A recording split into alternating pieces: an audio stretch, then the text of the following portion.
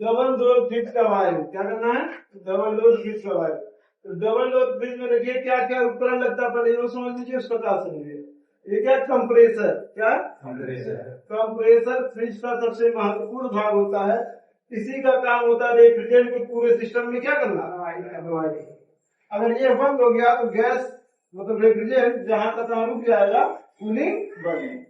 ठीक, तो कंप्रेसर है, कंप्रेसर को चलाना है तो ओवरलोड ओवरलोड लगता है, लोड पड़े तो क्या हो जाए? रिले एक कैपेसिटर का काम करता है, कंप्रेसर को चालू करने में क्या हो जाता है? एक लगता है इवापोरेटर फैन, क्या लगता है? डबल डोर फ्रिज में दो भाग होते हैं ना, ऊपर वाले भाग को ठंडी हवा को नीचे पहुंचाने के लिए क्या लगता है? इवापोरेटर। अगर ये फैन खराब हो गया तो फ्रिज का ऊपर का भाग ठंडा होगा, नीचे का भाग ठंडा। अब देखिए ये थर्मोस्टेट है, ये कूलिंग को कंट्रोल करेगा। जितना पॉइंट सेट कर दिए उतना कंप्रेसर उतना ठंडा होने से कंप्रेसर क्या हो जाएगा? बल्ब डोर स्विच, मतलब डोर खोलेंगे तो बल्ब जलेगा, डोर बंद करेंगे बल्ब जलेगा। उसके बाद एक उपकरण लगता है हीट एलिमेंट। क्या लगता है? हीट एलिमेंट इसलिए लगता है कि फ्रिज के ऊपर वाले भाग में बर्फ जम जाता है, तो बर्फ को गलाने के लिए क्या लगता है? Heat element. अब हीट एलिमेंट है तो उसकी सुरक्षा के लिए कुछ उपकरण होना चाहिए ना। जैसे कूलिंग को कंट्रोल करने के लिए क्या लगा? थर्मोस्टेट। वैसे हीटिंग को कंट्रोल करने के लिए भी होना चाहिए, नहीं होना चाहिए? यानी कि ज्यादा गर्म हो जाए, ज्यादा गर्म होगा तो आग लगेगा, तो उस हीटिंग को कंट्रोल करने के लिए लगा बायोमीटर थर्मोस्टेट। क्या लगा? अगर कंपार्टमेंट का तापमान मतलब फ्रिज के ऊपर वाले भाग का तापमान 5 डिग्री सेंटीग्रेड से क्या हुआ? अधिक हुआ, तो ये हीट एलिमेंट में जाने वाली सप्लाई क्या कर देगा? मतलब 5 डिग्री सेंटीग्रेड से अधिक हुआ तो इसकी सप्लाई क्या कर देगा अपन? अगर यह नहीं काम किया बाई चांस से क्या हो गया? Direct heat. क्या हो गया? डायरेक्ट। तो यहाँ लगा था थर्मल फ्यूज। क्या लगा होता है? यह स्वतः जल के मतलब 50 से 60 डिग्री जो ही टेम्परेचर हुआ, यह स्वतः जल के इसकी सप्लाई क्या कर देगा? यानी कि बॉडी जलने का डर। ये दोनों क्या है? सुरक्षा उपकरण है। किसके लिए? Heat element. लास्ट है, इसको बोलते हैं डिफ्रॉस्ट टाइमर। क्या बोलते हैं? क्या होता है? अब ये ठंडा करेगा, ये क्या करेगा? गर्म। दोनों एक साथ चालू नहीं होना चाहिए।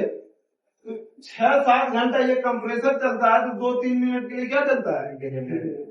तो कोई उपकरण होना चाहिए ना जो सप्लाई चेंज करे। वो कौन करेगा? यही मेन पार्ट है। यही 6-7 घंटा सप्लाई कंप्रेसर को भेजता है, फिर 2-3 मिनट के लिए किसको भेजता है? हीटर।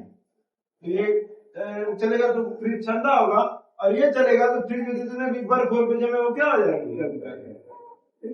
इसमें देखिए 4 पिन होता है, 1 नंबर, 2 नंबर, 3 नंबर और 4 नंबर। इसमें 1 नंबर पिन पर न्यूट्रल और 3 नंबर पिन पे फेस आता है। ये तो निश्चित है। ये क्या है? 3 नंबर पिन पे क्या आएगा? फेस, निश्चित है। अब 3 से चेक करते किसमें सप्लाई बता रही है, किस पे क्वांटिटी बता रहा है। जिस पे बताएगा वो कंप्रेसर और फैन में, जिसमें नहीं बताएगा वो नीचे। इतना उपकरण है। क्या समझ में आ गया? सबका क्या समझ में आ गया? अगर वायरिंग इसका, तो जितने ऑपरेटिंग यूनिट होते हैं उसको फेस न्यूट्रल चाहिए कि नहीं चाहिए? कंप्रेसर भी ऑपरेट होगा, फैन भी ऑपरेट होगा, बल्ब क्या होगा? ऑपरेट होगा, हीट एलिमेंट भी क्या होगा? ऑपरेट होगा। इसमें भी छोटा सा मोटर लगा होता है जो धीरे धीरे चलता है, तो उसको भी फेस न्यूट्रल चाहिए, तो ये भी क्या होगा? ऑपरेट। बाकी जितने स्विचिंग डिवाइस है, 2 स्विच हो गया, थर्मोस्टेट हो गया, बायोमीटर हो गया, फ्यूज हो गया, इसमें न्यूट्रल। जितने ऑपरेटिंग यूनिट है उसको न्यूट्रल आप दे दीजिए। और क्या बचा? ये हीट एलिमेंट है कि नहीं? आप चाहे तो हीट एलिमेंट को डायरेक्ट न्यूट्रल दे सकते हैं, नहीं तो यही जो फ्यूज में फील्ड से होगी इसको दे। अगर मान लीजिए लोड ज्यादा गर्म हो गया, ये काम नहीं किया, ये न्यूट्रल की सप्लाई ब्रेक कर देगा कि नहीं कर देगा? सिस्टम पर इसको भी न्यूट्रल चाहिए, तो न्यूट्रल हम इसको डायरेक्ट न देकर किससे देंगे? क्यों? क्योंकि इसमें छोटा मोटर लगा होता है। अगर डायरेक्ट देंगे तो मोटर बार बार क्या होगा? जले जाए।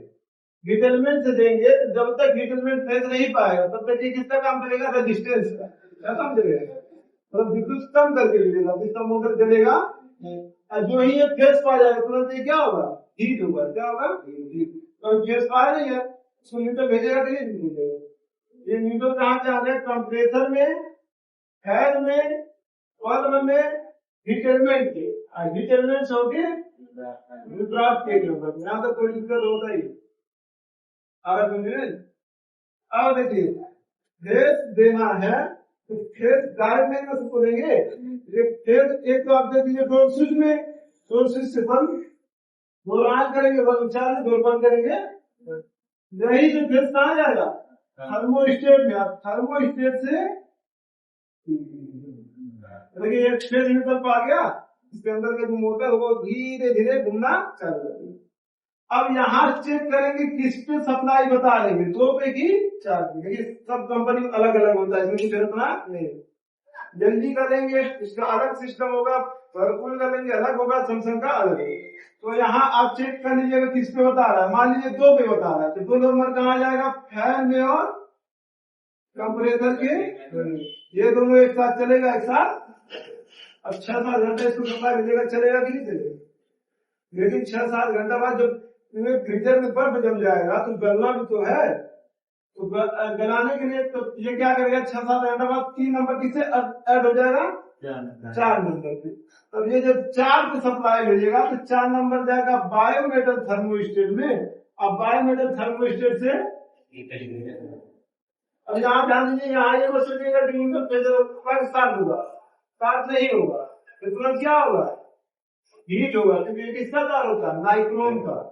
हीट एलिमेंट जितना भी होता है, चाहे गीजर में, वो मर्सर में, कहीं पर उसमें नाइक्रोम का तार होता है। उसमें अगर फेस न्यूट्रल देंगे ना, स्टार्ट नहीं होगा, तो क्या होगा, गर्म। यहाँ न्यूट्रल पा रहा है, यहाँ फेस पा रहे, तुरंत क्या हो जाएगा, हीट